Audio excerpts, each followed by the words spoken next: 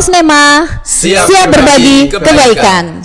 Wah, lama nih kita nggak berjumpa dengan Posnema kita kali ini. Insya Allah untuk kedepannya kita akan terus menampilkan dengan tema-tema yang menarik. Kali ini tema yang menarik itu pasti yang ditunggu oleh teman-teman, yaitu tentang SPMB. Sebelum kita masuk Posnema, kita perkenalkan saya Nikmatul Ain yang akan memandu acara Posnema Smanema pada pagi hari ini, ditemani oleh Bapak Ainul Mustafa sebagai Ketua SPMB 2025.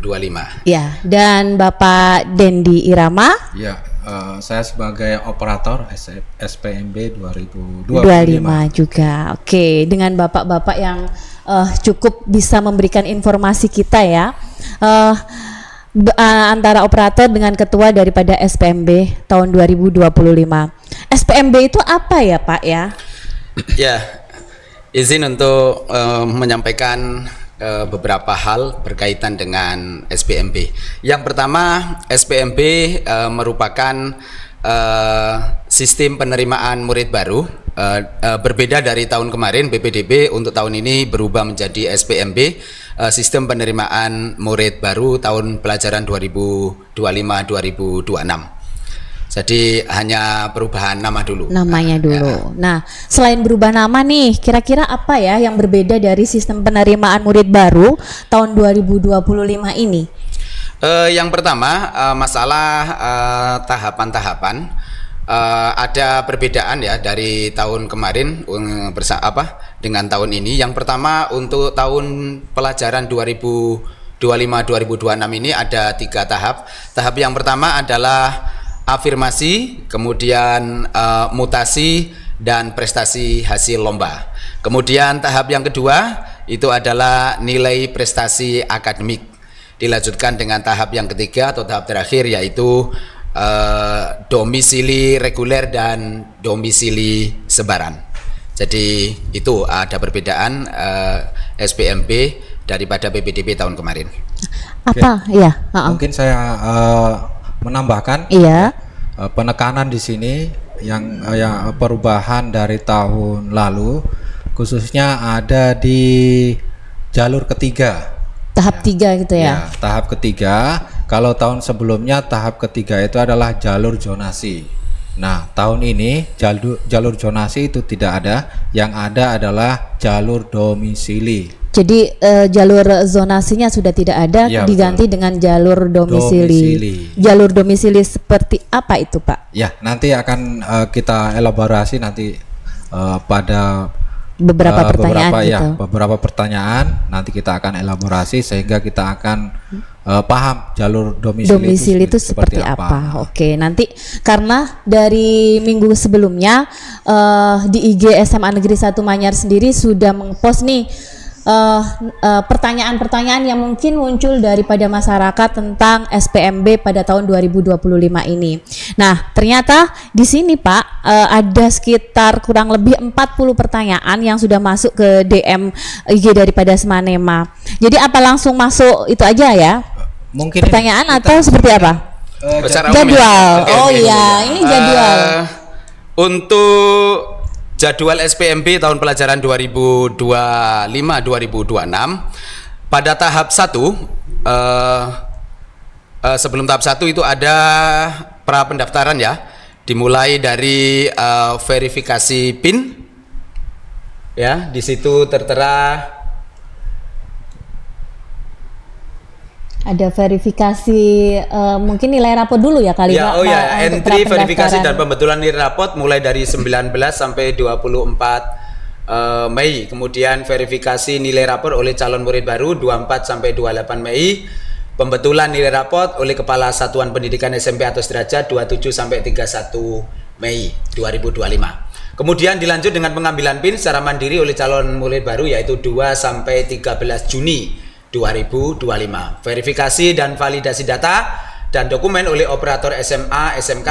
Calon murid baru wajib datang ke SMA dan SMK tanggal 2 sampai 14 Juni 2025. Kemudian dilanjut dengan latihan pendaftaran tanggal 9 sampai 11 Juni 2025. Iya, untuk pra pendaftaran dulu nih Pak, biar ini langsung biar enak kali ya, biar nggak langsung semuanya nanti bingung. Untuk pra pendaftaran sendiri pada poin 1 itu ada entry, ada verifikasi dan ada pembetulan nilai rapot.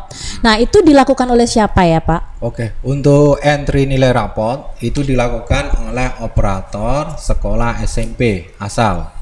SMP-nya ya? Ya, SMP-nya. Jadi operator SMP itu akan melakukan entry nilai rapot semua siswa lulusan tahun ini seperti itu. Jika ada kesalahan berarti apa yang harus dilakukan oleh siswa tersebut? Jika nanti itu saat verifikasi, siswa akan melakukan pemantauan nilai rapot yang sudah di entry. Ya, saat verifikasi tanggal 24 sampai dengan 28 ya.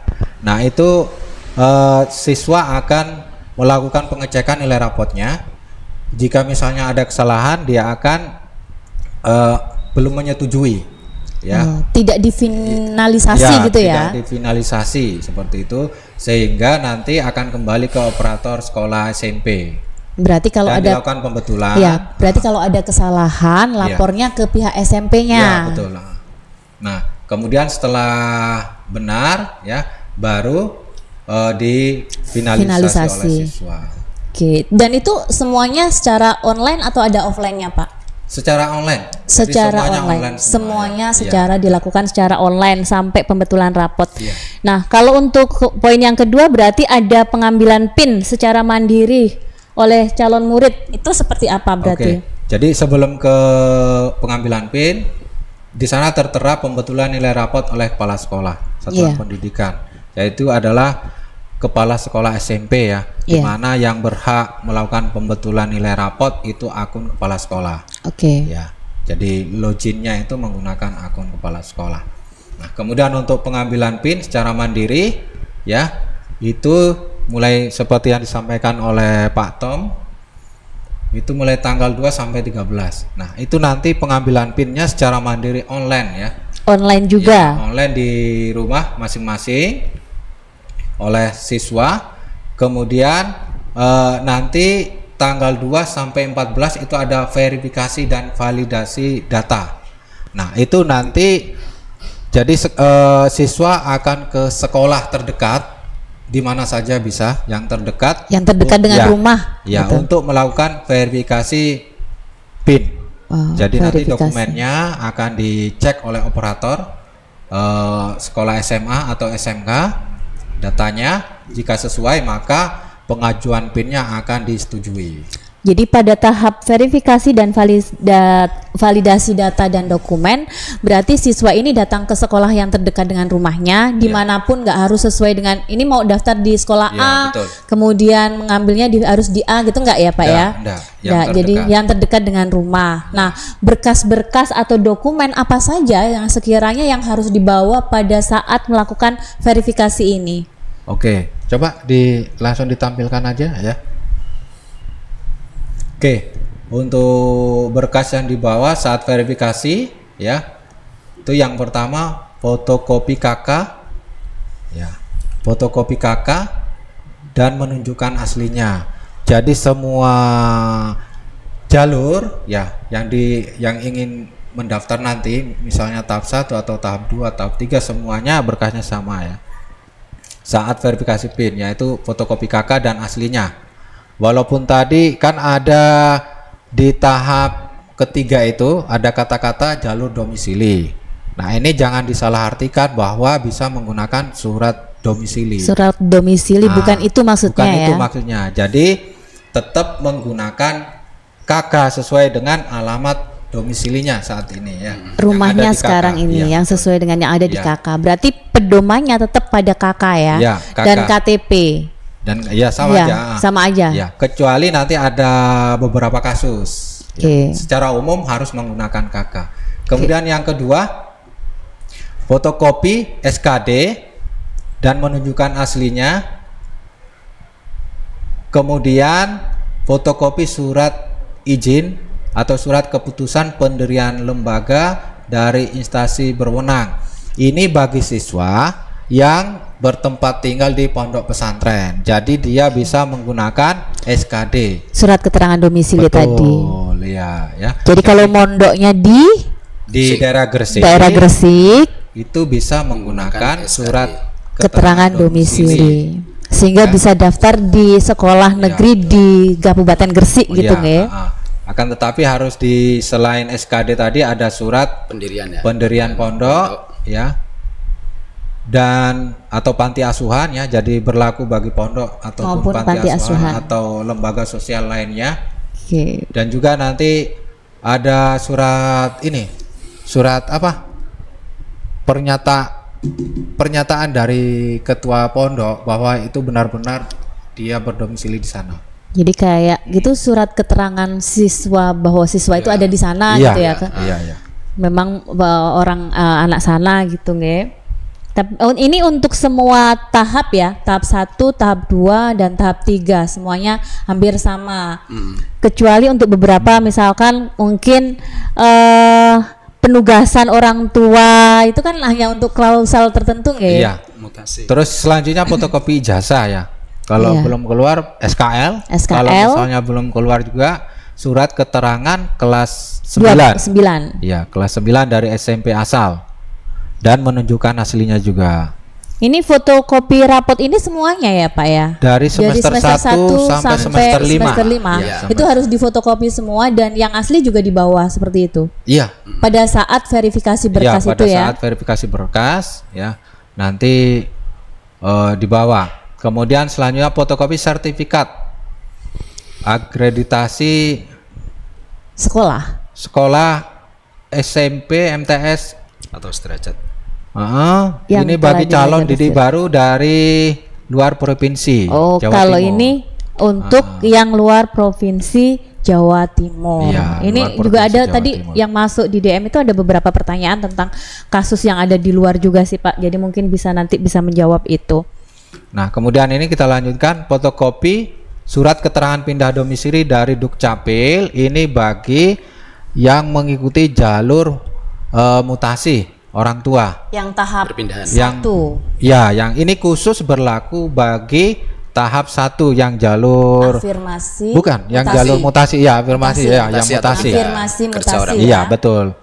Nah, itu yang khusus jalur itu harus menggunakan surat keterangan domisili dari Dukcapil, dan ini untuk pindahnya selama di kelas 9. Kelas 9 berarti paling tidak kepindahan itu berlaku selama 1 tahun. 1 tahun ke belakang sebelum pendaftaran.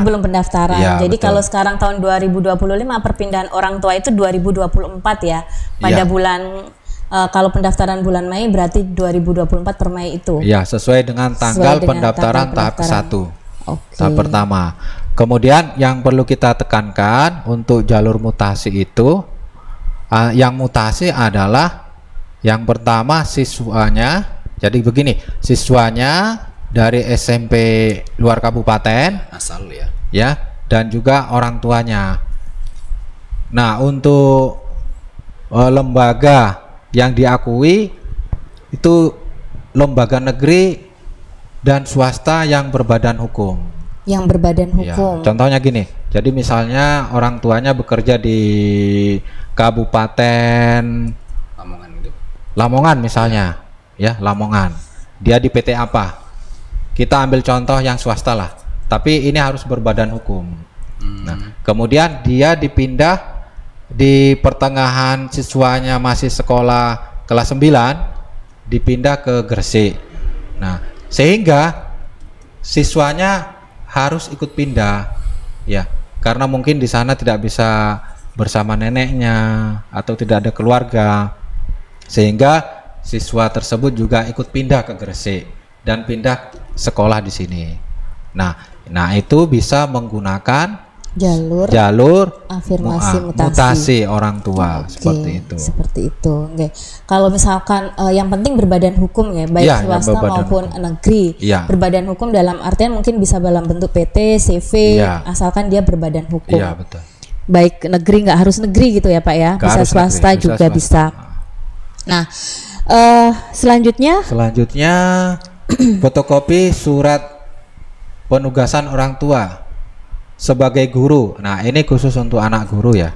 Ya. Ini untuk anak guru semua. Misalkan kalau di SMA Negeri 1 Manyar boleh nggak daftar di SMA Negeri 1 Manyar tapi kerjanya tidak di SMA Negeri 1 Manyar, seperti itu. Jadi ini untuk guru dan tenaga kependidikan baik itu negeri ataupun swasta yang bekerja di instansi tersebut. Berarti harus di instansi tersebut ya. Iya.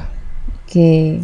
Kemudian surat pernyataan dari orang tua atau wali peserta didik yang menyatakan bersedia diproses secara hukum. Nah, ini nanti akan di-download ya saat proses verifikasi di sistem. Ya, jadi nanti orang tua dan operator, ada siswa juga akan bersama bersepakat bahwa dokumennya sudah sesuai resmi. Nah, sehingga nanti akan diterbitkan surat pernyataan kemudian ditandatangani bersama seperti itu. Jadi ini besok ketika anak itu verifikasi berkas harus yang datang itu orang tua dan siswanya. Ya, walinya lah. Wali paling enggak kalau nggak ada orang tua yang bisa menyertai walinya. Ya, betul. Untuk tanda tangan dokumen tersebut bahwa berkas yang diupload adalah berkas yang asli. Yang asli. Valid. Jadi kalau misalkan nggak valid atau tidak asli nanti bisa ada hukumnya gitu nggih. Ya. Ada konsekuensinya. Ada konsekuensinya secara hukum. Itu secara umum daripada berkas yang akan dibawa. Kemudian tadi sudah dijelaskan ada tahap 1, kemudian ada tahap 1 tadi berarti ada apa saja ya? Ada tahap 1 tadi, Pak. Tahap 1 tadi ada. Tahap 1 ada ini. Afirmasi, kemudian mutasi orang tua, dan prestasi hasil lomba. Prestasi hasil lomba. Lomba jadi, ini bisa akademik, non akademik. Ya, gitu ya. Ada non akademik maupun akademik. Kemudian tahap 2-nya itu ada apa, Pak? Kemudian di jalur tahap 2 itu nilai prestasi akademik, ya, nilai rapot ya. Itu kemudian dan di tahap 3 itu domisili reguler dan domisili sebaran. Reguler dan domisili sebaran. Ya. Nah, yang banyak itu yang banyak ditanyakan oleh masyarakat itu adalah tentang tahap 3 nih, Pak. Kalau tahun kemarin tuh yang zonasi itu tadi sekarang jadi domisili. Kira-kira kita bahas nanti atau dibahas langsung? Mungkin atau bertahap aja ya? Bertahap aja. Bertahap, oke. Kita ambil dari tahap pertama yaitu di jalur apa tadi mutasi mutasi dan prestasi hasil lomba. Menyambung mungkin ada pertanyaan nih dari teman-teman yang sudah DM itu cara daftar nih golden ticket kalau nggak salah tadi yang tahap 1 juga ada golden ticket ya Pak ya? Ada golden ticket. Termasuk prestasi. Nah, golden ticket itu apa aja tuh Pak? Jadi untuk golden ticket itu yang pertama untuk ketua OSIS. Ketua OSIS. Untuk yang kedua adalah Hafiz Quran. Jadi hanya 2 golden ticket. Golden ticket. Nanti sistem akan mengambil yang terbaik ya. Misalnya ada 4 ketua OSIS SMP yang mendaftar. Nah, itu akan dilihat dengan prestasi yang lain dan ini masuk ke prestasi akademik. Iya, prestasi akademik. Jadi kalau misalnya ketua OSIS-nya punya piagam atau sertifikat lomba yang lain, silakan diupload. Jadi artinya menjadi pembanding ya. Misalkan tidaknya ketua OSIS juga pernah ikut lomba-lomba dan menang, maka itu bisa diupload sertifikatnya gitu ya. Jadi yang punya diupload aja semua gitu ya. Meskipun apakah harus perlu nih? Pasti ada pertanyaan kayak gini nih dari para masyarakat itu adalah perlu nggak legalisir atau kayak gimana? Harus legalisirnya di mana kayak gitu? Kalau untuk sertifikat ya untuk tahun ini ya itu tidak perlu legalisir, akan tetapi harus ada surat keterangan dari kepala sekolah asal SMP ya, lomba-lomba apa saja yang sudah diikuti dan tingkat apa dan juara berapa. Jadi ada surat keterangannya ya harus, itu wajib. Kalau legalisir tidak wajib. Misalnya upload foto yang asli juga nggak apa-apa, foto yang fotokopi, upload fotokopi juga nggak masalah, atau yang legalisir pun tidak masalah. legalisir sekolah SMP asal. Akan tetapi yang wajib itu harus ada surat keterangan dari kepala sekolah bahwa siswa tersebut sudah mengikuti dan memiliki sertifikat apa saja. Nah, di sistem itu dibatasi 15 lomba, 15 sertifikat. Yang bisa diupload itu ya, 15 betul, sertifikat. 15 sertifikat. Itu nanti akan di-scoring oleh sistem seperti itu. Yang akan men-scoring adalah sistemnya. Itu cara mendaftar golden ticket itu kayak gimana? Kemudian apakah untuk sama? golden ticket itu golden ticket itu nanti ada skornya, ketua OSIS itu berapa? Ya. Misalnya dia sebagai ketua OSIS SMP itu ada skornya sendiri. Kemudian misalnya kan ada perkumpulan ketua OSIS kabupaten ya. Nah, itu lebih tinggi skornya. Ya. Dan itu nanti ada surat keterangan dari kepala sekolah asal. Itu juga harus melampirkan surat keterangan dari kepala sekolah tersebut ya. Surat misalnya SK-nya ya. Jadi surat yang menandakan dokumen bahwa dia benar-benar ketua OSIS pada saat itu, seperti itu. Biasanya kan gini, misalkan ketua OSIS itu pada saat dilantik itu kan ada SK, surat keputusan dari kepala sekolah. Itu yang bisa digunakan gitu ya. Kalau misalkan tadi Pak yang ketua OSIS juga pernah memenangkan lomba, itu juga itu nanti dibuatkan kepala sekolah nanti surat keterangan tadi ya. Yang lomba-lomba ya, sebagai pendukung itu. Jadi tidak hanya sertifikat lomba saja, tapi juga ada surat keterangan dari kepala sekolah bahwa ini benar-benar pernah mengikuti lomba ini dan menjadi juara. Jadi betul. Nanti yang diupload itu nggak harus yang asli, boleh ada yang fotokopian boleh, yang asli boleh, kemudian yang legalisir juga boleh. Tapi yang jelas poin pentingnya adalah ada surat keterangan dari kepala sekolah bahwa anak tersebut mengikuti memiliki sertifikat lomba-lomba tersebut gitu ya. Itu dari kepala sekolah ya, kepala sekolah SMP. Nah, yang diupload yang asli, dokumen asli ke sistem. Kalau surat keterangan harus yang asli yang diupload gitu ya. Itu untuk golden ticket dan jalur termasuk jalur ketua OSIS. Jalur ketua OSIS. Kalau misalkan untuk golden ticket yang hafiz nih harus hafal berapa juz sih gitu? Kalau untuk yang hafiz tidak ada ketentuannya berapa juz ya. Jadi nanti misalnya ada yang 5 juz, ada yang 6 juz, ada 7, 10. Ada yang 7. Nah, silakan nanti diupload saja ya.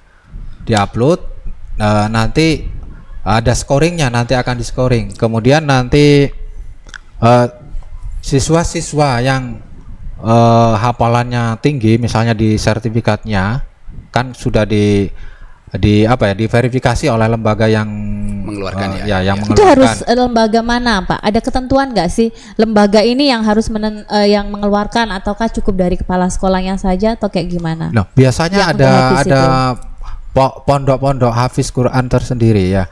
Jadi nanti sertifikat itu ya nanti dikeluarkan oleh pondok pesantren atau lembaga tahfidzul Quran yang betul-betul melaksanakan yang punya izin yang punya izin yang legalnya ada. Kan tidak mungkin misalkan anak hafal kemudian tidak ada bukti gitu. Biasanya nanti dites juga gitu Pak ya. Dites juga oleh misalkan di SMA Negeri 1 Manyar ini ada juga guru yang hafid ya, yang hafal Quran 30 juz itu. Biasanya setiap tahun itu dites ya. Seperti pada acara-acara itu ya yang dites acak gitu ya, misalkan hafal 7 juz maka bisa dites juz ke-5 ayat sekian dilanjutkan gitu, kemudian juz 3 ayat sekian dibaca kemudian disuruh melanjutkan. Jadi kalau untuk yang golden ticket pada hafalan hafiz ini berarti nanti akan ada tesnya selain kalau berapa juznya itu upload aja lah berapanya kayak gitu. Tapi memang ada skor yang kalau tinggi itu juga ada skornya seperti nilai prestasi ada skornya. Jadi nanti karena sekolah itu diizinkan hanya golden ticket 1 orang, maka nanti akan kita tes misalnya ini 4 orang hafalannya tinggi-tinggi ini ya. Nanti akan kita panggil ke sekolah untuk dites secara langsung. Tesnya secara langsung. Jadi kalau misalkan satunya 7 juz, satunya 10 juz, satunya 30 juz, satunya 2 juz gitu. Sekolah yang tinggi kan berarti 30 juz itu ya? 30 juz, mungkin di bawahnya sedikit, kemudian di bawahnya sedikit, mungkin sebanyak 5 siswa itu nanti yang akan dipanggil. Ya, jadi kalau misalkan itu kalau agak jauh berarti yang nggak dipanggil berarti ya. Jadi ambil yang tertinggi. Kemudian kita tes nanti ya.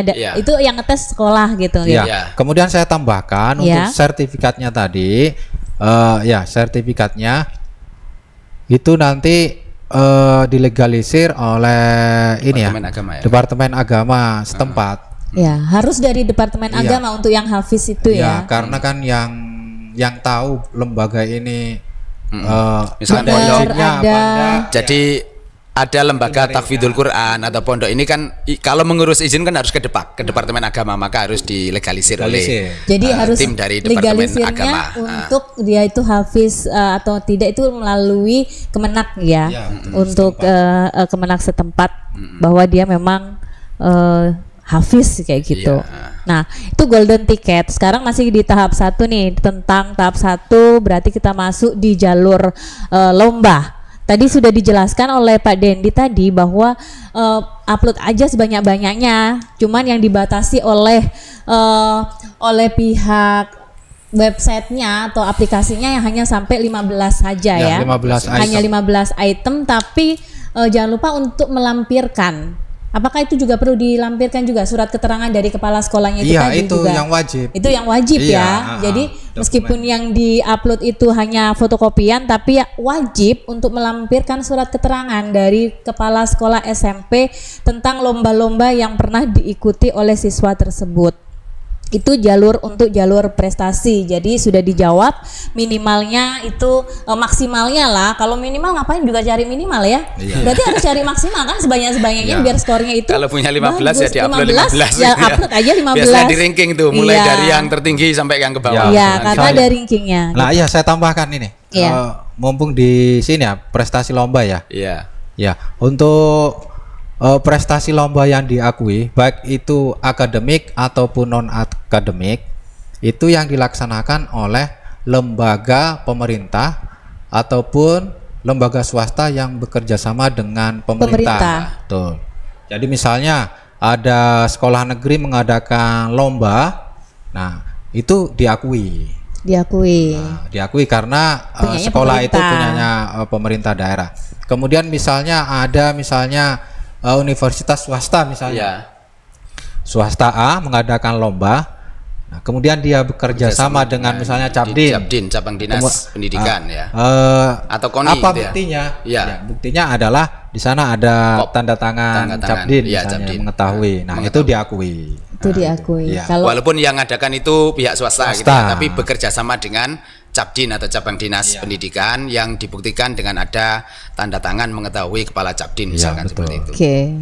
Itu untuk tahap 1 bagian yang lomba-lomba Kemudian selain tahap 1 itu juga selain golden ticket, kemudian yang lomba itu juga ada jalur mutasi orang tua yang sudah dijelaskan oleh Pak Dendi tadi. Mutasi siapa yang boleh mutasi, kemudian dari pihak swasta ya tadi ya. Jadi tidak perlu diulangi lagi.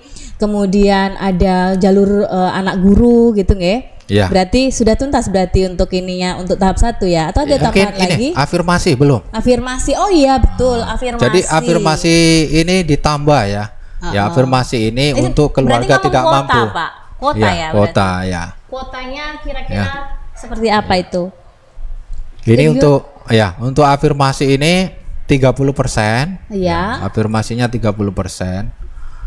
Kemudian terdiri dari keluarga ekonomi tidak mampu. Kemudian nilai akademik keluarga tidak mampu. Kemudian anak buruh dan penyandang disabilitas itu 30%. Jadi dalam 30 di tahap 1 ini ada 40%. Betul. Yang diterima gitu ya. Jumlah dari total yang diterima 40%. Yang dibagi dalam beberapa ada afirmasi 30%, mutasi orang tuanya 5%, prestasi hasil lombanya 5%. Sedangkan afirmasi yang 30% ini tadi dibagi menjadi beberapa bagian lagi. yaitu ada afirmasi apa tadi Pak yang tidak mampu ya? Keluarga tidak mampu. Kemudian anak buruh, terus penyandang disabilitas. Ini juga ada pertanyaan sih yang masuk tentang penyandang disabilitas ini. Berarti gini isinya, mohon penjelasan SPMB afirmasi ABK mulai awal proses sampai selesai diterima gitu. Jadi apa sih kalau misalkan calon wali murid ini punya anaknya berkebutuhan khusus ABK ya. Apa saja yang harus disiapkan oleh beliau? Di sini kami sampaikan untuk afirmasi disabilitas itu lumayan besar ya, sekitar 5% ya untuk tahun ini.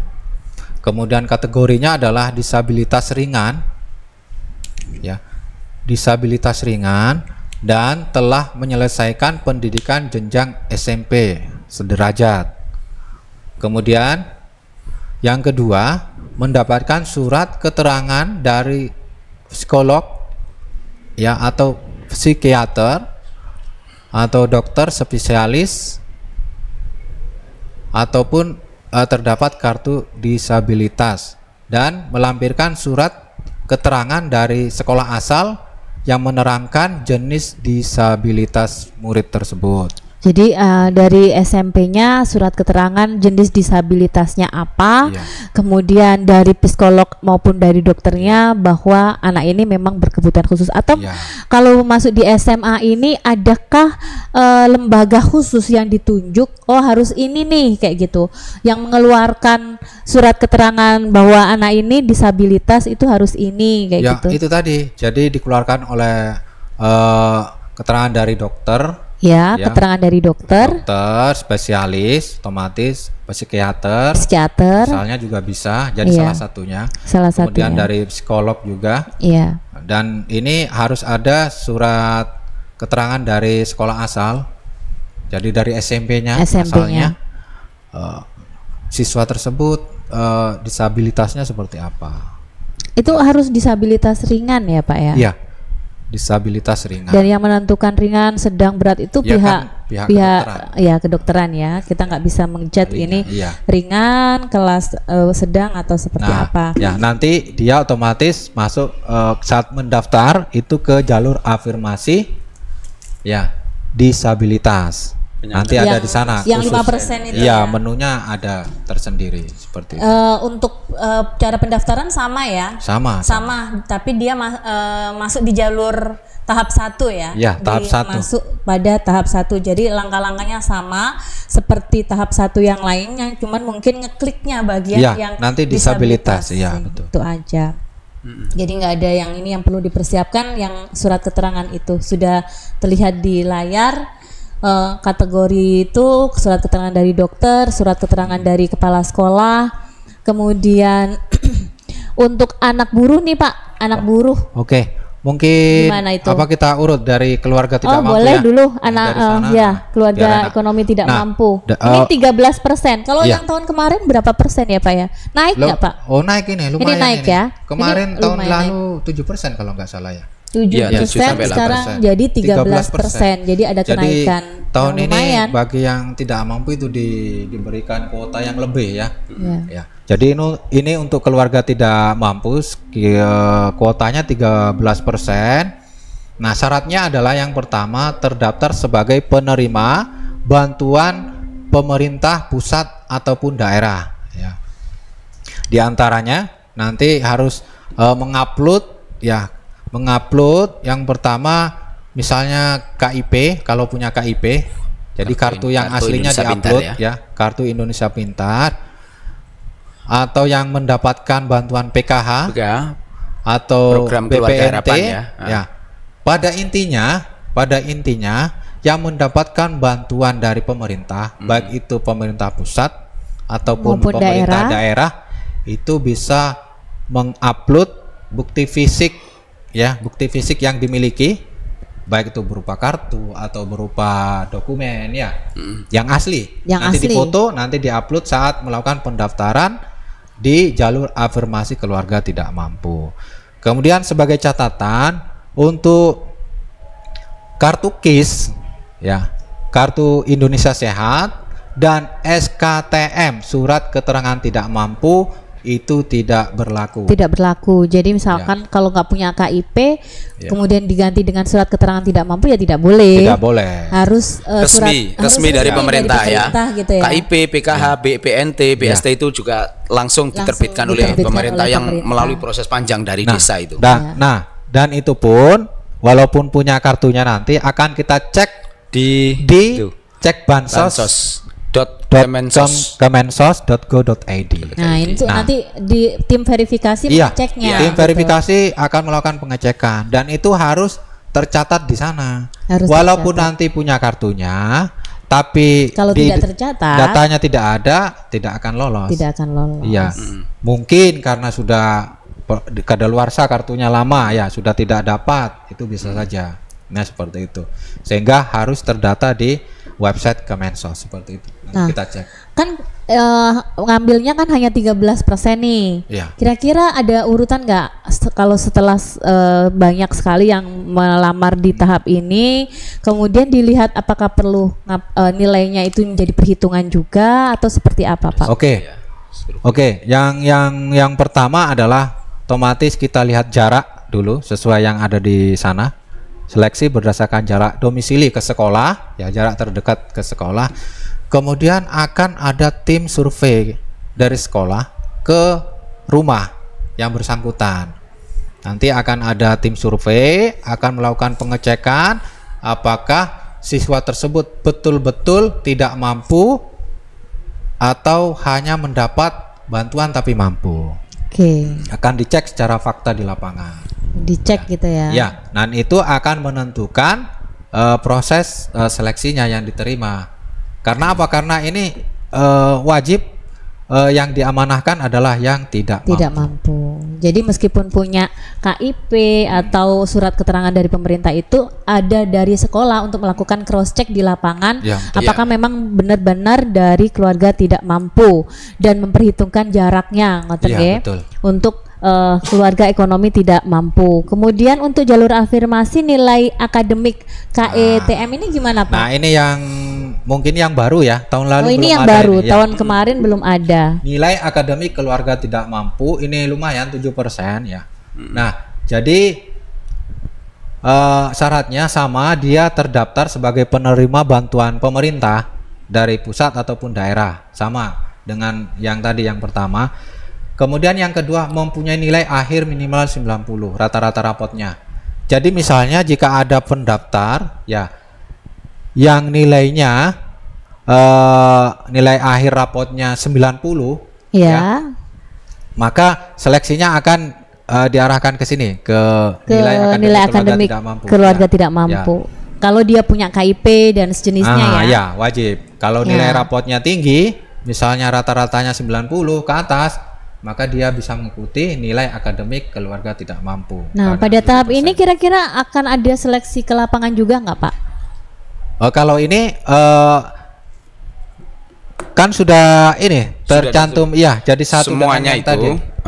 Apa itu dicek ya oleh tim survei itu. Baru nanti misalkan kalau ada nilai 90 ke atas, ya itu istilahnya dimasukkan prioritas, ke wilayah artinya situ. dari afirmasi nilai akademik keluarga ekonomi tidak mampu. Saya tambahkan, jadi nanti sistem akan mengambil ya nilai-nilai rata-rata rapot ya bagi siswa-siswa ya yang terdata atau yang nanti yang mendaftar di keluarga tidak mampu seperti itu. Dan untuk dokumennya sekolah kan sudah melakukan survei ke lapangan. Ya, berarti tetap kita melakukan survei juga untuk baik yang 13% maupun yang 7% ini ya, kayak gitu. Bagaimana dengan anak buruh? Anak buruh nih. Untuk anak buruh keluarga tidak mampu itu 5%, lumayan 5%. Yang syaratnya pertama adalah sama, terdaftar sebagai penerima bantuan dari pemerintah, sama pusat ataupun daerah. Kemudian memiliki kartu buruh atau serikat buruh ya, Akan tetapi jika orang tua tidak memiliki kartu serikat buruh, maka bisa menggunakan surat keterangan dari perusahaan bahwa beliaunya bekerja di sana. Oke, kalau tidak ada surat buruh, surat keterangan anggota, tanda anggota serikat buruh gitu betul. Ya. Jadi boleh memberikan surat keterangan dari perusahaan tersebut. Iya. Tapi ini sebagai catatan yang perlu digarisbawahi, ini juga berasal dari keluarga yang tidak mampu dengan syarat ketentuan yang masih berlaku, yaitu mencantumkan surat bantuan dari pemerintah ya, seperti KIP, PKH dan seterusnya, dan tidak boleh surat keterangan tidak mampu maupun KIS itu tidak diperkenankan. Sama halnya antara yang 13% tadi, 7% dan 5% ini ya. Nah, ini untuk tahap 1 ya Pak ya, untuk afirmasi itu sudah tadi ya. Sudah semua berarti ya. Mungkin ada pertanyaan tentang tahap 1 yang terlewat. Pertanyaan di tahap 1 kayaknya masih sudah terjawab semua dari apa yang sudah disampaikan. Nanti kita bisa cek lagi. Untuk jalur golden ticket itu sudah kita jawab. Kemudian berapa ininya? Ada pertanyaan kayak gini Pak. Kalau misalkan nih, boleh nggak sih daftar 2 kali gitu? Nah, daftar di tahap 1 ternyata nggak diterima mungkin kali ya. Jadi boleh nggak daftar di tahap 2? Oke, jadi secara sistem nanti pendaftar yang gagal di tahap 1 itu bisa mendaftar di tahap 2, dia bisa mendaftar. Kemudian juga bisa mendaftar di tahap ketiga. Yang penting bukan yang mutasi orang tua. Ya. Kalau yang mutasi orang tua itu hanya di tahap 1 di jalur mutasi, ya. Itu catatannya. Kemudian secara sistem yang diterima di tahap 1 itu akan di-lock, akan dikunci dan tidak bisa mendaftar di tahap berikutnya. Kalau sudah diterima. Baik itu dia daftar ulang ataupun tidak daftar ulang. Jadi secara sistem kalau sudah diterima di tahap 1 maka akan dikunci dan tidak bisa mendaftar di tahap berikutnya. Jadi kalau untuk jalur mutasi itu sudah hanya di tahap 1 aja? Hanya tahap 1 saja. Jadi kalau misalkan mau dibawa ke tahap 2 nggak bisa gitu ya Pak ya? Tapi beda lagi misalkan mau pertama nih daftar golden ticket tapi ternyata nggak diterima, akhirnya boleh dong daftar di tahap kedua. Nah ke tahap 2 ternyata nggak diterima lagi, boleh untuk ke domisili jalur tahap 3 boleh. Yang nggak boleh adalah ketika ternyata tahap 2 itu diterima. Diterima tapi saya nggak suka nih sama pilihan ini, kayak gitu gimana tuh? Itu nggak bisa. Itu nggak bisa karena sudah dikunci. Jadi itu ada berapa pilihan sih Pak untuk sekolahnya itu? Untuk tahap 1 itu hanya 1 pilihan, ya, 1 pilihan, ya. Nah sehingga siswa harus betul-betul memikirkan yang diinginkannya ke sekolah mana. Ya, jadi hanya 1 pilihan seperti itu. Kalau tahap 2 ada berapa pilihan? Kalau tahap 2 3 pilihan, tahap ketiga 3 pilihan. Tahap 3 juga ada 3 pilihan. Jadi kalau misalkan saya milih pada tahap 1 nggak keterima, saya boleh milih di tahap 2 ya. Tahap 2 saya milih sekolah A, sekolah B, sekolah C. Saya pingin banget di sekolah A, ternyata diterimanya di sekolah C. Boleh nggak daftar di tahap 3? Nggak boleh. Nggak boleh, karena sudah dikunci tadi. Setiap yang diterima akan dikunci supaya dia tidak bisa mendaftar lagi. Tidak boleh. Jatahnya, itu jatahnya. Karena itu pilihan ya juga harus harus hati-hati ya, dipikirkan kembali memilih sekolah A, B, C-nya itu. Iya, jadi kalau misalkan tahap 2 sudah keterima ya udah nggak bisa tahap 3. Tapi kalau misalkan di tahap 2 ini ternyata belum diterima juga, maka boleh daftar juga di tahap ketiga. Seperti itu. Mungkin saya tambahkan untuk tahap 1 ya itu 1 pilihan, satu sekolah dan bisa di dalam rayon ya, ataupun di luar di dalam rayon maupun di luar rayon atau daerah perbatasan perbatasan kabupaten. Ngomong-ngomong tentang rayon ini Pak, ada juga nih pertanyaan yang masuk. Kalau SMA Negeri 1 Manyar ini satu rayon dengan SMA mana saja? Jadi untuk SMA Negeri 1 Manyar itu satu rayon dengan SMA Negeri 1 Gresik kemudian SMA Negeri 1 Kebomas, dan SMA Negeri 1 Manyar. Ya, jadi 3 sekolah yang ada di kota ini itu satu rayon. Jadi Kecamatan Gresik, Kecamatan Kebomas, Kecamatan Manyar. Iya. Seperti itu ya tentang rayon daripada SMA. Nanti untuk pilihannya khususnya di jalur 2 ya, tahap 2 dan tahap ketiga kan 3 pilihan. Nah, 3 sekolah ini yang bisa dipilih. Yang bisa dipilih 3 sekolah tersebut. Iya, betul. Jadi bisa misalnya, oh saya nomor 1 milih SMA Negeri 1 Manyar. Ya, dengan alasan tertentu. Nomor 2 misalnya SMA Negeri 1 Gresik. Nomor ketiga, yang ketiga pilihan ketiga SMA Negeri 1 Kebomas. Jadi seperti itu. Ada pertanyaan itu yang masuk juga, kalau misalkan daftar di SMA apakah harus SMA saja, boleh nggak tuh daftar di SMK, atau ada ketentuan kalau SMA harus SMA saja, pilihannya di SMA saja, atau boleh SMA SMK boleh di ya seperti tadi, kalau SMA ya harus SMA saja, harus SMA saja ya. Kalau tahap 2 tadi kan harus di dalam satu rayon. Jadi rayonnya kan hanya ada SMA 1 Manyar, SMA 1 Gresik sama SMA Kebomas, hanya dalam satu rayon tersebut. Jadi nggak bisa ya. Kalau mau daftar SMK ya daftar SMK. SMK aja. Kalau SMA SMA aja. Jadi nggak boleh dioplos antara SMK dan SMA.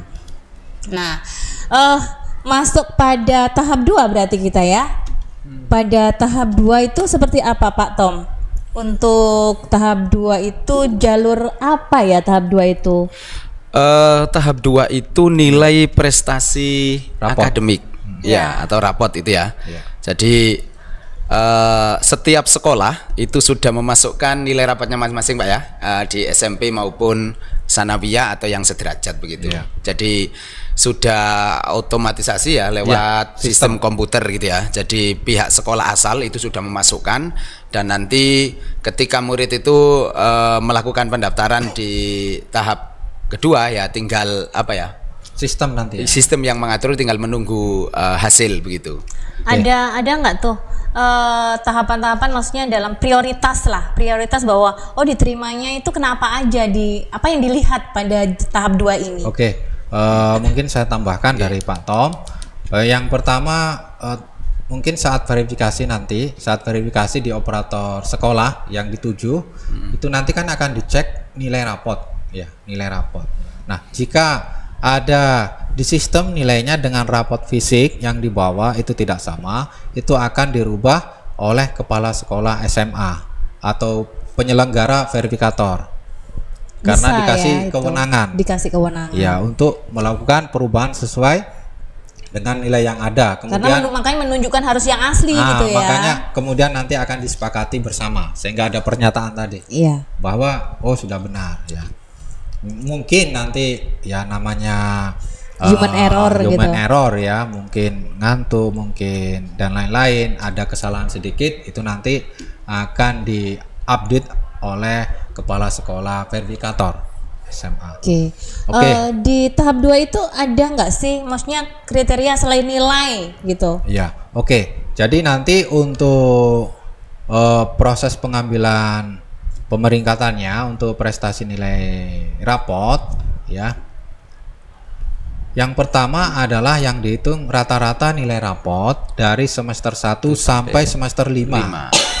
Itu untuk bobotnya 60%. Jadi bobotnya 60%. Kemudian yang kedua adalah indeks satuan pendidikan asal, di mana nilai bobotnya adalah 40%. Nah, untuk yang indeks satuan pendidikan asal ini merupakan nilai alumni yang bersekolah di SMA. Jadi nilai siswa alumni SMP yang bersekolah di SMA itu nilainya mulai semester 1, semester 2, kelas 10 dan sampai dengan kelas 9. Itu di entry sejumlah alumni yang ada ya dari sekolah. Sejumlah alumni yang ada. Asal ya. Itu sudah ada perhitungan sendiri ya? Iya, oleh sistem, sehingga lulusan dari SMP asal yang sekolah di SMA Manyar misalnya, Jika nilainya rendah, maka akan berpengaruh ke indeksnya satuan pendidikan itu akan menjadi rendah.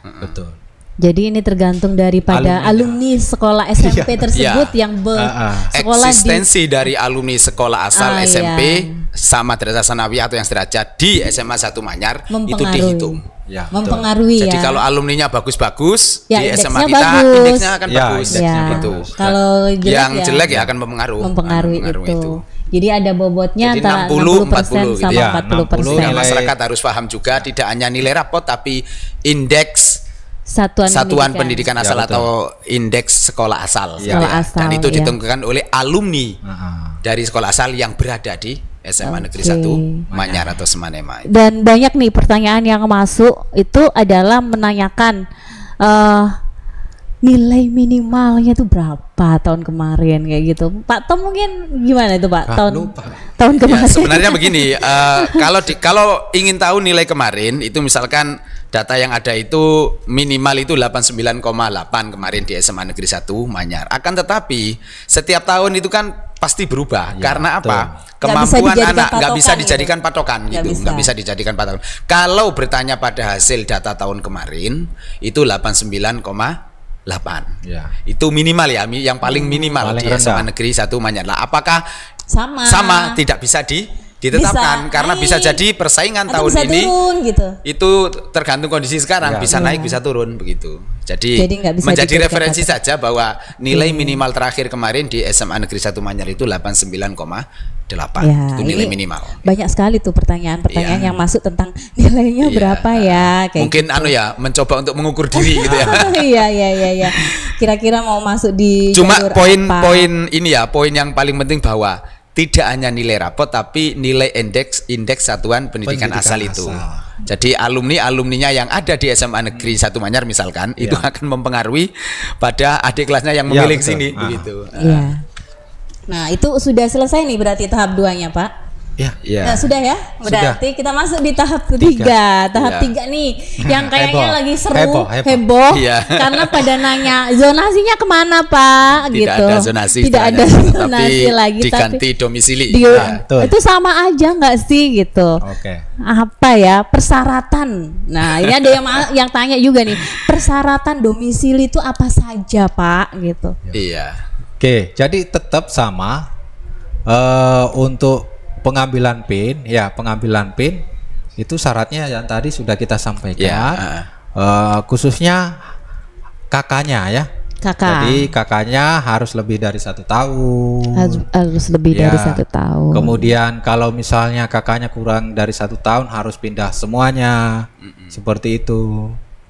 Nah, kemudian untuk jalur domisili ini bukan kartu domisili bukan surat keterangan domisili bukan ya karena banyak yang salah betul persepsi salah persepsi dikira ini bisa menggunakan surat keterangan domisili padahal itu tadi untuk anak yang katakanlah mondok tinggal di panti asuhan atau lembaga sosial betul. Hanya itu aja itu saja. Kalau yang ini tetap kakak ini tetap kakak kurang lebih dari 1 tahun kakaknya. Kemudian kalau kurang dari 1 tahun itu kakak yang misalnya pergantian kakak itu nanti dilampiri fotokopi kakak lama. Kemudian kakaknya hilang itu nanti kalau betul-betul hilang tidak ada berkas sama sekali harus ada surat keterangan dari kepolisian kehilangan.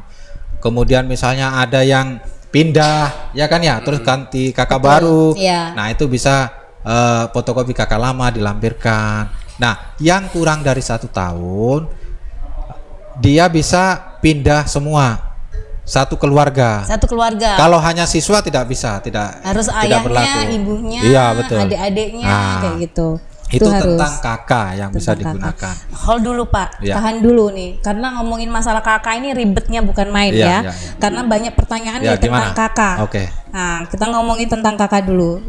Jalur domisili itu bagaimana? Itu sudah kita jelaskan. Apakah sama seperti zonasi yang dilihat dari jarak dari lokasi kakak? Tidak ya? Tidak. Sudah bisa dijawab. Nanti kita jelaskan nanti kita jelaskan. Domisili ini yang dilihat jarak rumahnya. Bukan ya? Bukan. Nah, Jadi semisal rumahnya di Manyar tapi kakak ke Bomas gitu, tetap yang dilihat adalah lokasi kakaknya. Lokasi kakak asli. Kakak aslinya seperti apa? Nah, itu adalah pertanyaan. Kemudian pertanyaan lanjutan masih sekitar seputar tentang kakak nih, Pak. Ini yang saya bacakan dulu. Mohon maaf, perkenalkan saya Ibu Laili. Saya ingin minta informasi lebih lanjut. Nah, dia ini berdomisili di Jalan Kiai Haji Safi'i Pongangan, dan itu sudah 4 tahun lebih. Oke. Tapi kakak dan KTP-nya itu masih Nganjuk, daerah Nganjuk. Dan sekolah anak beliau itu Madrasah Sanawiyahnya itu mondok di Jombang. Pertanyaannya adalah, apakah bisa nih anaknya ini ikut mendaftar di SMA Negeri 1 Manyar? Itu pertanyaan pertama dulu. Kira-kira seperti apa? Mungkin dijawab yang satu pertama aja. Kalau datanya seperti itu, ya maka tidak bisa karena kakaknya tidak di sini, hanya domisili saja. Nah, bisa seperti yang saya sampaikan tadi, bisa pindah ke semuanya. Jadi pindah satu keluarga ke Gresik ke area Manyar.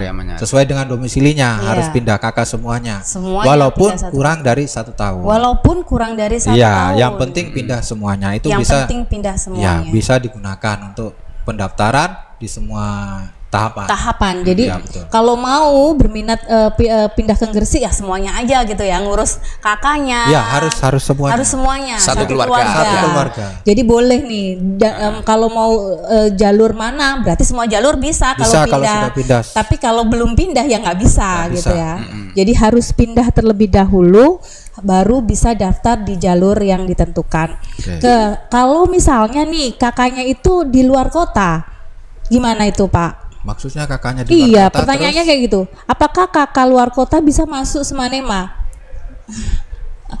Kalau boleh saya membantu, ini kan kasusnya itu kan kakaknya luar kota, anaknya di luar kota juga, misalkan mondok di Jombang tadi, itu kan solusinya boleh pindah seluruh keluarga ke area Manyar, gitu kan? Tetapi kalau kakaknya misalkan dari Nganjuk tadi, terus anaknya mondok di Gresik di Manyar ini, itu kan pakai SK surat keterangan domisili pondok tadi itu, solusinya begitu. Tapi masalahnya sekarang yang disajikan fakta dalam pertanyaan dari DM IG Semanema itu kan kakaknya Nganjuk, anaknya mondok di Jombang. Itu kan di luar Gresik. Itu nggak bisa. Solusinya satu keluarga harus pindah ke area Manyar, Gresik gitu ya. Atau misalkan kakaknya luar tapi anaknya mondok di daerah Gresik atau Manyar gitu ya, rayon ini satu rayon itu, maka pakai surat keterangan domisili pondok atau panti asuhan atau lembaga sosial. Ini berlaku untuk kayak atlet gitu nggak, Pak? Biasanya kan memang atlet kan ada asramanya gitu kan. Tapi kan biasanya atlet kayak misalkan dari Petro beda. Ini untuk khusus satu pondok pesantren, panti asuhan, lembaga sosial. Bagaimana kasusnya itu untuk atlet itu masih boleh? Kalau misalkan kakaknya dari luar, jalur prestasi itu aja. Lah ya harus ini ya sama tadi harus pindah kakak semua. Pindah kakak semua. Iya. Oke. Ini lucu nih pertanyaannya kayak gini nih. Untuk jalur mutasi orang tua, dia PNS orang tuanya misalkan. Nah, dia itu kerjanya di Kecamatan Manyar, tetapi tinggalnya itu di Kebomas. Ya enggak bisa. Gimana tuh? Apa masih bisa mengikuti jalur perpindahan orang tua? Ya enggak bisa. Enggak bisa ya, Pak ya. Karena ini ya sama-sama Gresik ya. Saya tekankan untuk perpindahan mutasi orang tua itu minimal antar kabupaten. Antar kabupaten kayak gitu ya. Antar kabupaten. Jadi kalau masih dalam satu wilayah kecamatan, nggak bisa menggunakan jalur mutasi. Iya. Boleh. Tapi sebenarnya nggak jadi masalah loh. Mau daftar itu kan sebenarnya kan masih satu rayon. Ya dan bisa. Kan bukan zonasi lagi gitu kan ya. Bisa kan? daftar semua tahap bisa gitu kan. Iya, bisa. Karena kan tidak dilihat dari jaraknya. Jadi boleh daftar kok. Jangan nanti akan kita sampaikan di elaborasi jalur domisili. Iya. Sudah pertanyaannya? Pertanyaannya kayak gitu untuk kakak. Lanjut untuk tahap berikutnya. Kita elaborasi kita jelaskan. Oke. Jadi untuk jalur domisili ini tahap ketiga. Kalau tahun lalu itu tahap ketiga itu jalur zonasi. Ya, tahun lalu. itu menggunakan jarak ya. Jadi jarak ya, baru nilai, baru usia. Kemudian tahun ini tahap ketiga itu adalah jalur domisili, bukan jalur zonasi. Nah, jalur domisili itu yang dilihat yang pertama adalah nilai akhir akademik, yaitu nilai akhir rapot rata-ratanya. Ya. Kemudian baru yang kedua jarak domisili ke sekolah. Yang ketiga usia, yang keempat waktu pendaftaran. Usia ini diambil yang tua, yang paling yang tertua. Contoh ya, misalnya ya, ada siswa A ya, nilainya 85 misalnya, nilai rata-ratanya ya. Nah, jaraknya ke sekolah itu 50 meter. Nah, ini biar jelas ya, masyarakat biar jelas ya, kita berikan contoh. Jaraknya dekat dengan sekolah, tapi meter. Nilai rapotnya 85. Nah, 85 nilai akademiknya. Kemudian ada siswa B itu nilai rapotnya 90. Jaraknya 2 km. Yang keterima yang mana tuh? Nah, nilai yang tinggi, bagus, yang tinggi. Gitu. Nah, kasus yang pertama. Kasus yang kedua, misalnya ada siswa A dan siswa B ya. Siswa A nilainya 85, jaraknya 50 meter. Iya. Siswa B nilainya 85. Sama. Nilainya jaraknya 1 kilometer. Maka yang diambil yang jarak terdekat. Yang terdekat. Tuh. Kayak gitu. Seperti itu. Jadi prioritasnya adalah nilai akhir dulu nih. Kemudian kalau nilai akhirnya bagus, nggak peduli jaraknya berapa, itu yang diterima. Betul. Seperti itu ya. Dan kalau misalkan baru akan di-compare dengan jarak ketika ada nilai yang sama. Ketika ada nilai yang sama baru dilihat yang paling dekat itu yang diambil. Atau misalkan masih sama lagi, baru usia yang diterima yang lebih tua. Masih sama lagi waktu pendaftaran. Waktu pendaftaran itu yang lebih cepat. Yang lebih cepat daftarnya. Iya, waktunya yang lebih cepat. Oke, jadi waktunya itu tidak mungkin sama. Iya, betul. Masih ada beda sekian detik. Jadi masih ada peluang nih kalau nggak cepet-cepet daftar gitu ya. Wah, jangan menyepelekan ini ya. Jadi sekali lagi zonasi itu tidak ada. Sudah tidak tahun ada. ini adanya adalah domisili. Dan nilai rapot yang jadi prioritas utama. Jadi PD ya kalau misalkan jika nanti terjadi bersama-samaan maka berlaku itu tadi itu ya. Nah, kemudian saya tambahkan untuk tahap kedua ini atau jalur domisili ya itu bisa diikuti oleh siswa-siswi yang dalam satu rayon ya, ataupun rayon yang berbatasan. Ya, rayon yang berbatasan, kalau SMA-nya tuh berbatasan dengan siapa, Pak? Mungkin dengan daerah-daerah Bunga ke sana ya. Sedayu. Cerme, daerah Cerme sana. Oke. Itu sudah ada petanya. Sudah ada rayonisasi. Kita nggak bisa ngomong-ngomong itu yang ini gitu. Jadi kalau misalnya dalam berbatasan itu bisa ngeklik namanya SMA Satu Manyar. Iya.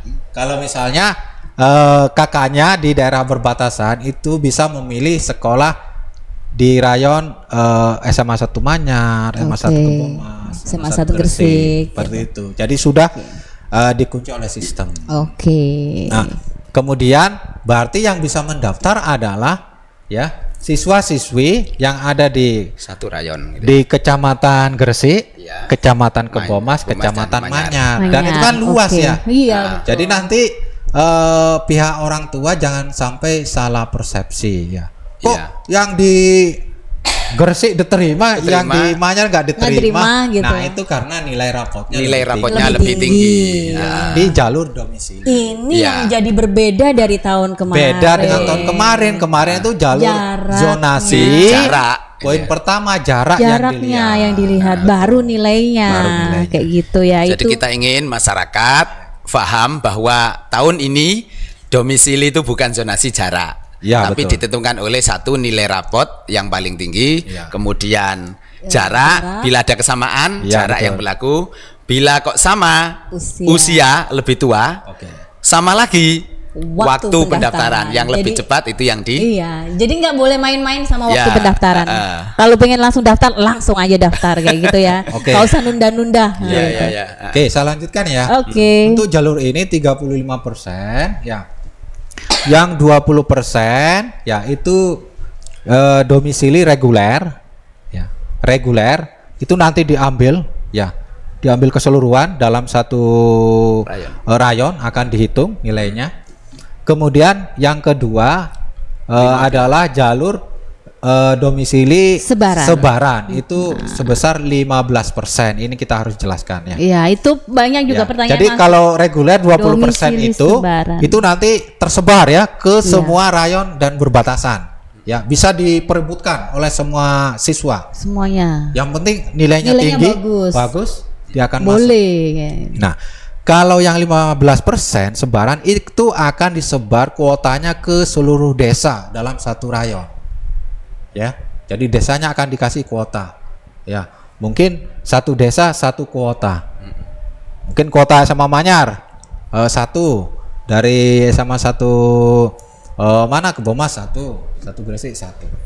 Bisa jadi mungkin 3 kuotanya satu desa. Satu desa, ya, dilihat dari sebaran desanya. Sekolah, ya, masing-masing satu. Ya.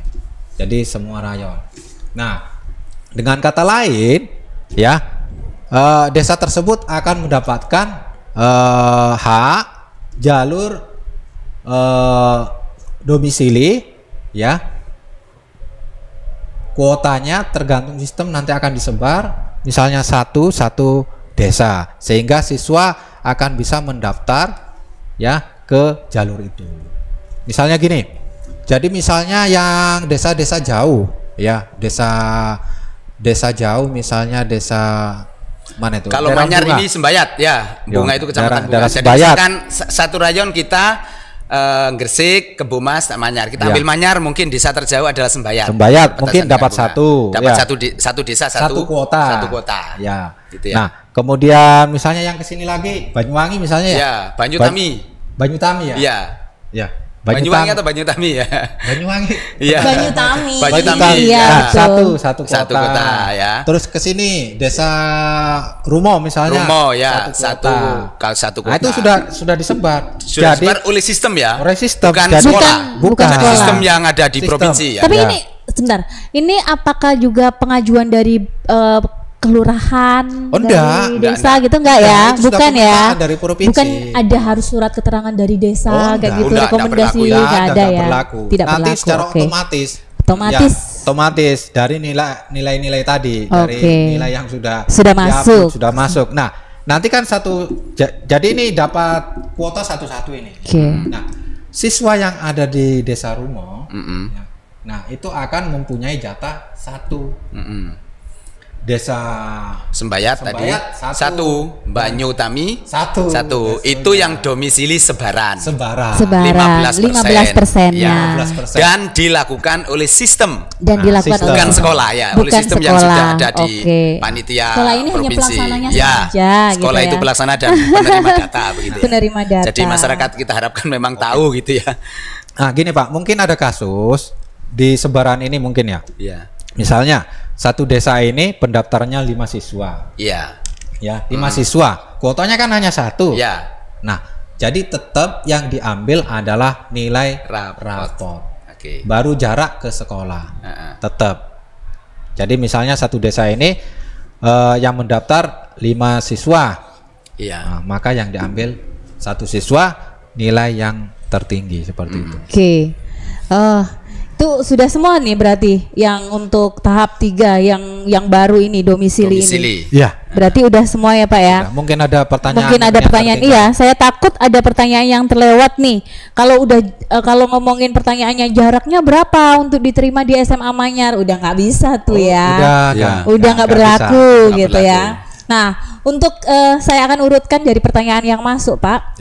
Jadwal SPMB 2025 ini sudah diupload di IG-nya ya, bisa dicek di IG SMA Negeri 1 Manyar. Kemudian untuk link pendaftaran siswa SMA Negeri 2025 gimana Pak tuh linknya? Nanti bisa diakses, sudah dicoba dibuka Pak. Sudah bisa diakses. Link nanti untuk akses. Bisa yang pertama lewat website SMA Negeri 1 Manyar itu bisa ya. semanemagersik.scha.id ya, di sana ada SPMB, bisa langsung diklik ya. Ya, ini tampilan berandanya website sekolah. Ya. Nah, itu SPMB 2025 bisa diklik. Nah, ini adalah spmbjatim.net. Kalau misalnya ingin langsung ya langsung ke spmbjatim.net. Nah, kalau nggak melalui websitenya SMA Negeri 1 Manyar, langsung ke websitenya spmbjatim.net gitu. Dan di sana sudah ada ketentuan, prosedur, jadwal. Bisa dipelajari sendiri. Terus gitu itu ada unduh berkas apa saja yang bisa yang bisa dilihat ya. Contoh-contohnya. Nah. Untuk Bapak Ibu calon wali siswa yang mungkin masih gaptek atau bingung dengan IT-nya, saya kira anak-anak SMP sekarang sudah canggih ya anak-anak itu. Anak-anak sekarang sudah melek semuanya terhadap teknologi itu. Oke, itu sudah dalam pendaftaran, sudah kemarin tuh masih belum dibuka. Ini kan baru saja ya Pak ya. Baru saja untuk dibuka. Jadi jangan galau, ikuti saja jadwal yang sudah di-share di IG Semanema tentang jadwal SPMB itu, diikuti jadwal itu saja Bapak Ibu. Oke, untuk PPDB 2025 ini, bukan PPDB, SPMB 2025 ada jalur domisili. Ini kayaknya tadi udah dijawab, kakak dari luar tidak bisa. Kemudian untuk verifikasi PIN, itu verifikasinya secara online ya, tidak offline, harus datang ke sekolah, tidak yang kan mana? Ya Pak ya? Harus datang. Bukan, verifikasi PIN. Iya, verifikasi operator. Kalau pengambilan PIN, pengambilan PIN-nya itu secara online. Tapi kalau verifikasinya ke sekolah terdekat. Oke. Ya, tidak harus misalnya dia mau mendaftar ke SMA Negeri 1 Manyar tapi rumahnya ada di Sedayu. Tidak harus. Karena tidak satu. Tidak bisa Pak. Oh bisa. Ya, tapi tidak harus. Tidak harus nih jauh-jauh ke SMA Negeri 1 Manyar. Ya nggak apa-apa, kalau pengen keterima sih nggak apa-apa, tapi jangan jauh-jauh gitu.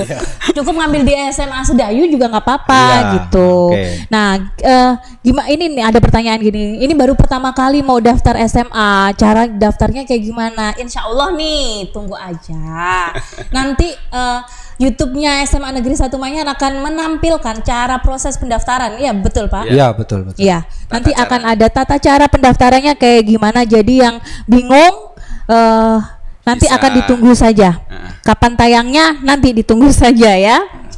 Nah, jadi verifikasi PIN itu ke lokasi yang terdekat dengan rumahnya saja. Kemudian ini ada pertanyaan, daftar 2 kali bolehlah tahap 1.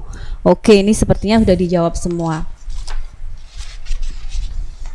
Nah, ini bulan kemarin saya baru saja memperbaiki KK karena ada perbedaan nama ibu di KK dengan di akte kelahiran anak. Apakah masih bisa daftar jalur domisili? Nggak harus domisili ya, semua jalur yang harus dipermasalahkan kakaknya. Ini ya. Fotokopi kakak lamanya nanti dibawa. Pokoknya harus ada kakak lama dulu. Ya, fotokopi. Kalau kakaknya dia kan perbarui kakak kan. Iya, kan otomatis tanggal baru ya. Kan baru. Iya, tanggalnya baru. Berarti kakak yang lama harus dibawa. ada. Kalau kakak lama hilang gimana? Tapi kalau misalnya terteranya semua keluarga ya nggak masalah. Oh, kalau tertera semua keluarga nggak masalah ya. Meskipun baru aja gitu ya. Nah, afirmasi masih ngitung jarak juga kah atau cuma perlu dokumen saja? Jadi kalau afirmasi ya itu yang diutamakan nanti dokumen, kemudian sesuai fakta di lapangan dan jaraknya. Oke. Nah, cara mendaftar, oke, nanti PR-nya bagi Pak Dendi nih, Pak Dendi. Ya, nanti untuk cara mendaftar supaya mudah, nanti akan kita buatkan tutorial, kita upload di YouTube Semanema Gresik Official TV.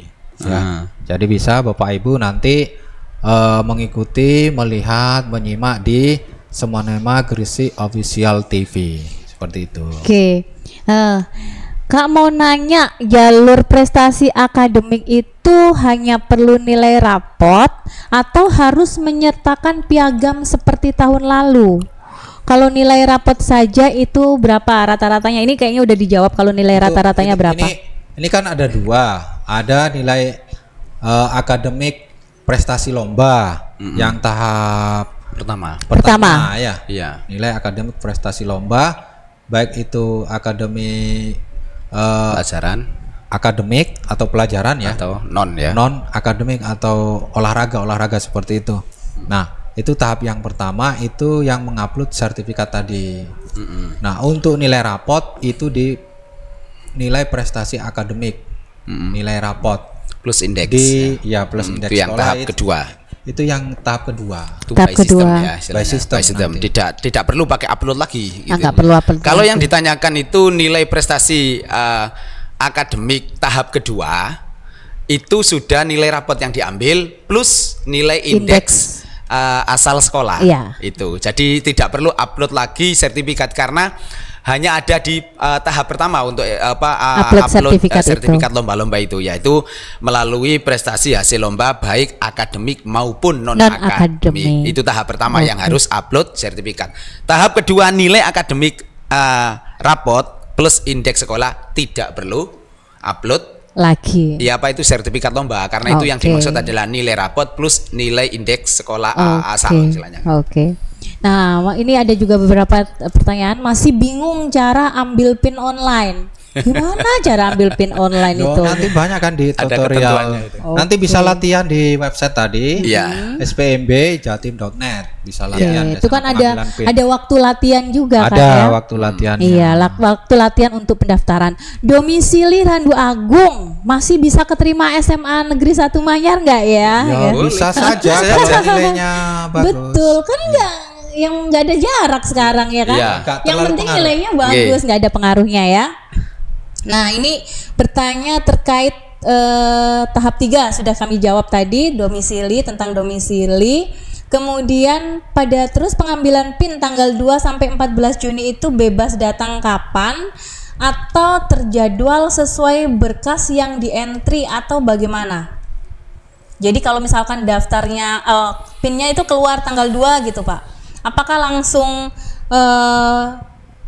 ke sekolah itu untuk mungkin verifikasi PIN kali ya Pak ya? Itu harus pada tanggal 2 juga atau seperti apa? Nggak harus, jadi gini, jadi siswa mengambil PIN-nya itu di rumah masing-masing secara online.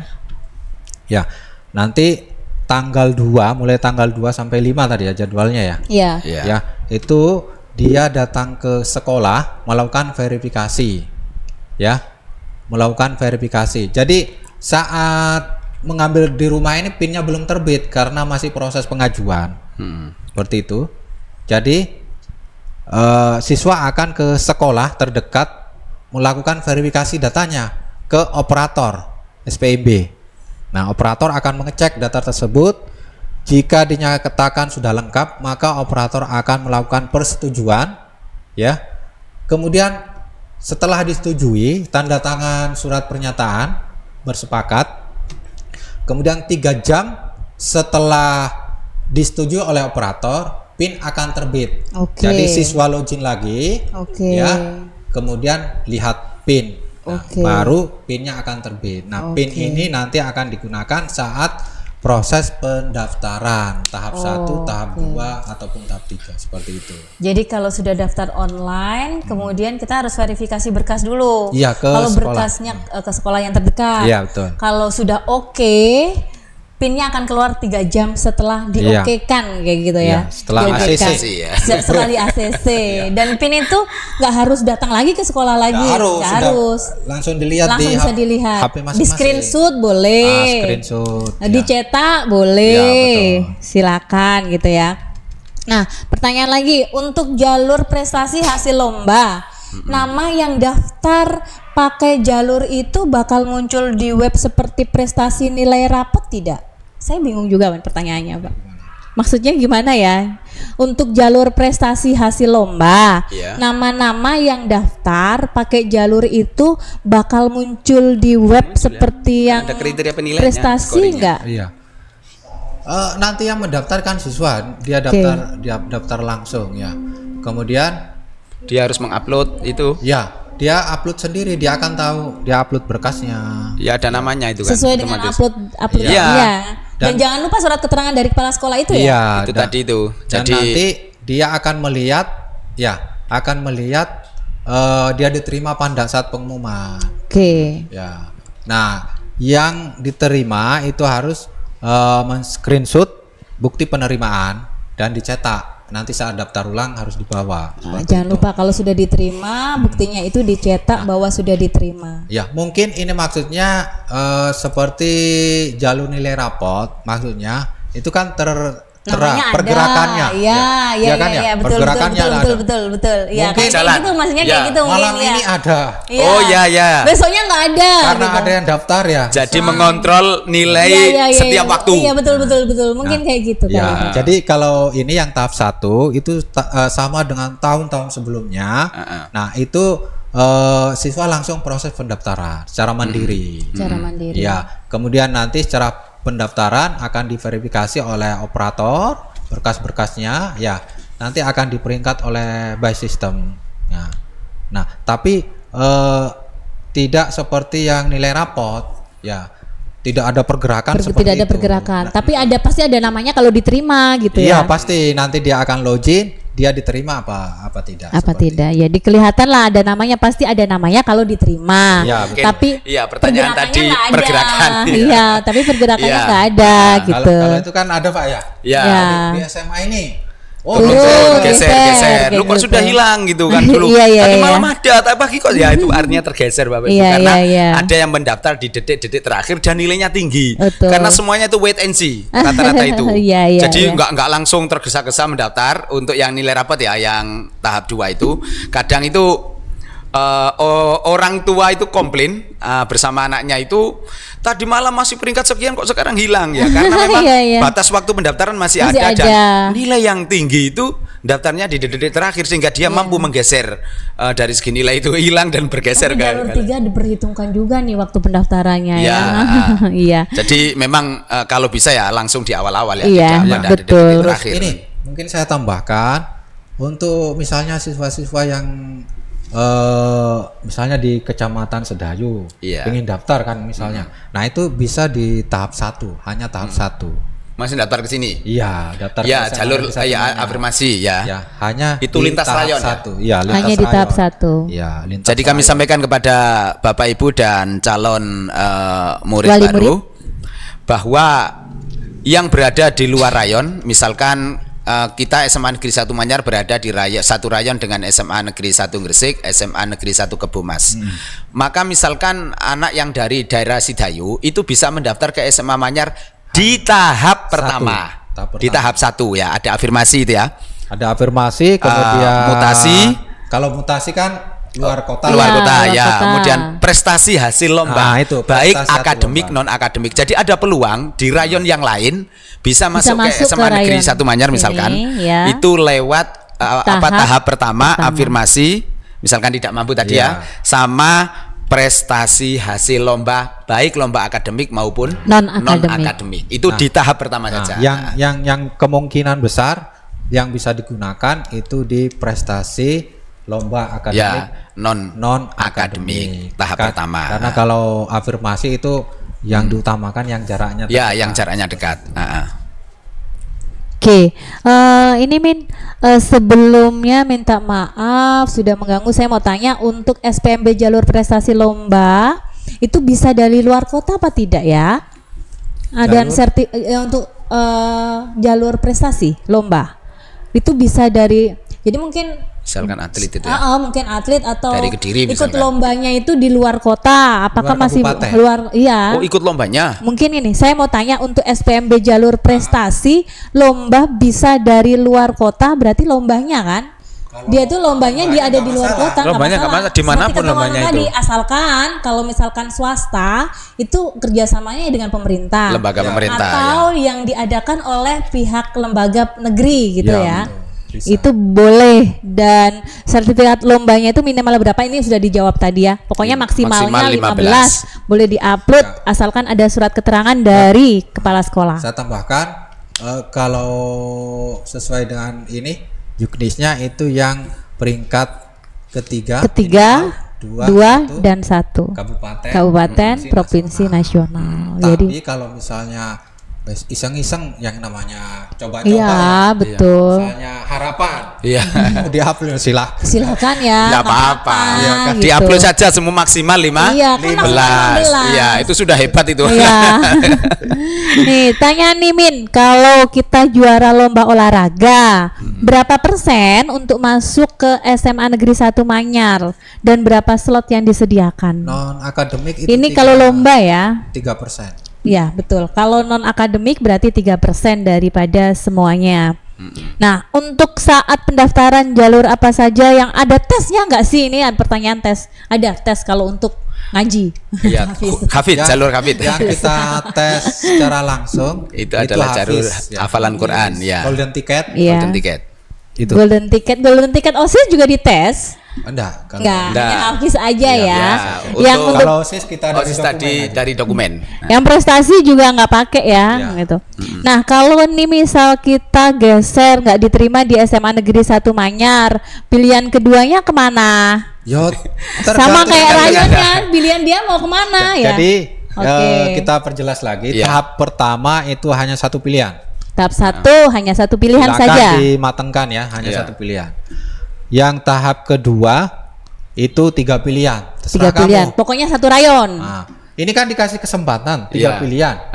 Kalau misalnya milih hanya satu pilihan ya salahnya sendiri. Oke. Ya, misalnya nggak dimanfaatkan gitu. Kesempatannya 3 pilihan seperti itu. Tergantung masing-masing siswa. Oke, jadi tahap 2 itu ada 3 pilihan nih dioptimalkan. Tapi kalau misalkan keterima ya jangan mengundurkan diri, nanti nggak bisa masuk tahap 3 kayak gitu. Kata sudah dikunci. Sama juga tahap 3 ada 3 pilihan juga. Jadi silakan sesuai dengan rayonnya tadi ya. Iya. Nah, perihal SPMB jalur prestasi lomba maksimal berapa sertifikat sudah dijawab tadi. Maksimal kemudian 15. Boleh nggak tuh lomba pakai lewat online gitu? Lomba jenisnya boleh, itu jenis online. Ya. Upload saja gitu ya Pak. Nanti kan pokoknya kita diverifikasi oleh. Iya gitu. Di-upload aja, nggak usah takut. Nanti kan kalau misalkan nggak keterima di tahap 1 kan bisa daftar tahap 2 bisa. Kan. Nah, kalau ini pure lomba saja atau hanya pakai nilai rapot juga kalau lomba? Oh tidak. Tahap 1 itu mungkin sertifikat aja yang sertifikat yang aja ya. Kalau tahap 1 hanya sertifikat saja. Yang nilai rapot itu tahap 2 dan tahap 3. Seperti itu. Dan yang tahap 1 itu yang keluarga tidak mampu. Tadi kan yang 7% kan ada. Betul. Itu jalur yang nilai rapot ada sih tahap 1 nilai rapot tapi dari keluarga tidak mampu. Betul. Dengan menyertakan surat keterangan bukan surat keterangan tidak mampu, surat yang dikeluarkan oleh pemerintah daerah kayak KIP dan sejenisnya. Ya. Kalau surat keterangan tidak mampu tidak diperkenankan. Nah, untuk pertanyaan berikutnya, jalur prestasi meliputi apa saja? Tadi sudah dijelaskan ya. Kemudian rata-ratanya nggak bisa kita menentukan rata-ratanya berapa. Nah, mau tanya lagi serangkaian tentang perangkingan domisili di peringkat berdasarkan urutan salah satu nilai akhir akademik, berarti tidak murni hanya domisili saja, ya. Karena peringkatnya tadi kan nilai akhir dulu kan, baru jarak. Kemudian usia, baru waktu. Ya, itu ada itunya. Nah, pertanyaan yang kedua maksudnya satu wilayah rayon itu apa? Jadi kalau SMA Negeri 1 Manyar nih, wilayah rayonnya itu SMA Negeri 1 Gresik sama SMA Negeri 1 Kebomas. Jadi itu yang dipilih. Kalau Semanema yang dalam satu rayon itu desa mana saja? Ya, Semanema. Iya, sistemnya banyak ya. Seluruh kecamatan. Seluruh desa di kecamatan 3. Kalau sekolah kita nyebutin satu-satu susah. Saya nggak apa. Iya. Nah, istilahnya begini. Rayon misalkan SMA Negeri 1 Manyar itu berada di kecamatan Manyar sekian desa. Iya, misalkan ada 22 desa. Kan banyak desa itu Manyar. Kemudian di SMA Negeri 1 di Gresik kecamatan Gresik ada sekian desa. Kemudian di SMA Negeri 1 Kebomas di kecamatan Kebomas ada sekian desa. Yaitu jumlah desanya disebar itu. Sistem tuh yang kerja. Nah, yang menyebarkan adalah sistem yang sudah ada datanya di provinsi begitu ya. Oke, ya. Nah, pertanyaan penghujung sebelum kita tutup podcast kita hari ini. Ya? Lumayan. Iya, udah lumayan lama. Apakah pengurus OSIS SMP dan anggota Forum Anak Gresik tidak mendapat prioritas di penerimaan siswa baru Smanema. Oke, kalau untuk OSIS ya, kalau untuk OSIS itu golden tiketnya hanya ketua OSIS. Oke. Ya. Terus kalau forum itu semacam apa ya? Perkumpulan, himpunan. Nah, kalau ketua perkumpulan, nah Bisa itu grade-nya lebih tinggi dari ketua OSIS. Karena merangkul sekian ya. Karena dia kan sebagai ketua OSIS. Oke. Itu ada skornya sendiri. Misalkan di SMA itu ada HIMO ya. HIMO itu himpunan apa ya? Antara ketua OSIS, ketua OSIS Kabupaten Gresik. Nah, itu membawai sekian sekolah, maka grade-nya lebih tinggi. Ada lagi HIMO Jawa Timur. Itu lebih tinggi lagi. Lebih tinggi lagi. Iya. Nah, kita nggak tahu di SMP ada namanya atau Madrasah apa Sanawiyah gitu atau sederajat itu juga ada perkumpulan ketua OSIS se-Gresik atau se-Jawa Timur. Tapi masih ngomongin tentang ketua OSIS gitu Iya, ya. Tentang ketua OSIS. Dan ada dokumen resminya. SK misalkan ya. Dari Misalkan kepala sekolah. seorang anak diangkat jadi ketua OSIS kan mesti ada SK-nya Iya. pada saat dia itu yang diupload, Terus diberi surat keterangan dari Kepala sekolah. Terus diangkat menjadi ketua forum OSIS kabupaten. Iya, itu siapa yang Ada ngangkat? dari misalnya dinas Capdim kabupaten ya atau dinas kabupaten Ini gitu. berarti itu perkumpulan ketua OSIS SMP Sekabupaten Gresik Gresik. ya. Dan itu resmi harus ada SK-nya. Nah, tidak hanya harus berkumpul ada. kemudian tidak ada legal. Iya. Ada Apa itu, legalisasinya ya, ada. Nggak bisa itu. Yang Oke. harus ada dokumen pengesahannya. Bukan perkumpulan anak-anak Gresik gitu aja, bukan ya. Iya. Ini Yang kumpulan diakui. ketua OSIS. Iya.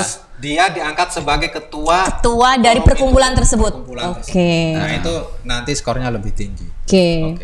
Wah, seru nih. Nggak berasa waktunya juga sudah sangat lama. Harapan kami bisa menjawab semua pertanyaan yang sudah masuk, dan itu saja tutup. Saya akhiri. Wassalamualaikum warahmatullahi wabarakatuh. Waalaikumsalam warahmatullahi wabarakatuh.